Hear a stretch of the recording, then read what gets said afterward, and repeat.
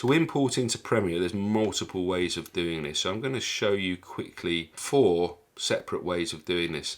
The first way is I can go to the File menu and I can go down to Import here. If I click on the menu now, it will open up a browser window. I can then navigate to where my media is, so desktop, and into the London Premiere folder, and select one of these folders, or go in there and select the files within the folder. In fact, I'll show you that first. But if I go into a folder, I can group select some of the files there, and I'm doing that by clicking on one and then holding shift down and clicking on another, and it will select the ones in between. If I wanted to select files without selecting ones in between, but still select multiple files, on a PC I would hold Control down, on a Mac I hold Command down, and that lets me add to the selection, and then just click Import, and that will bring in those individual files. I'm just going to delete those for a minute though, show you another couple of ways of bringing things in. So an alternative way of doing that would be just use the keyboard shortcut Command-I. As you can see, as soon as I hit Command-I, it brings up an import window. Because I've already navigated to the media folder, it will take me straight back there, and again I can just select files and import them that way. As I mentioned though, if you've organised things into folders already, particularly if you've named those folders, it's actually a lot quicker and a lot easier just to bring the entire folder in with all of your media in. So I'm going to actually do that with the folders that I've got now, and here's a couple more ways of importing. I can do a right click in the project window here.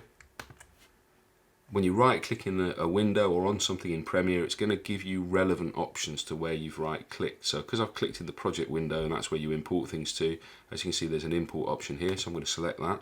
And again it takes me back to where I was. This time though I'm just going to come back up one level. I'm going to select one of the folders. So I'll select the graphics files folder first. So I'm going to select that folder, click import. One slight difference on a PC, it gives you an import folder option as well as an import option. If you select a folder, you need to click on import folder. On a Mac, it's just the same option.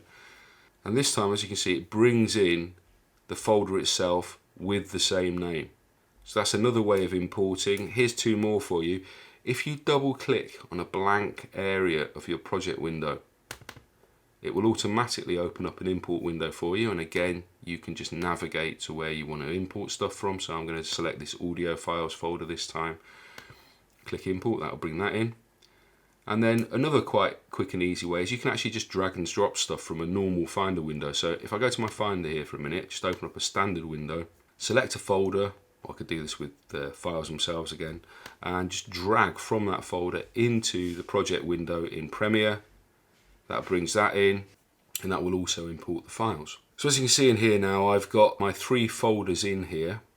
There's a little bit of terminology here though. These are not actually known as folders anymore. These are known as bins in Adobe Premiere, and this harks back to the day where they used to store clips of film inside actual bins when they were editing film, so the terminology has been carried across. And bins in the project window are the primary way of organising your media, or further organising your media once you get it into Premiere itself. So we're going to have a little look at that in the next tutorial.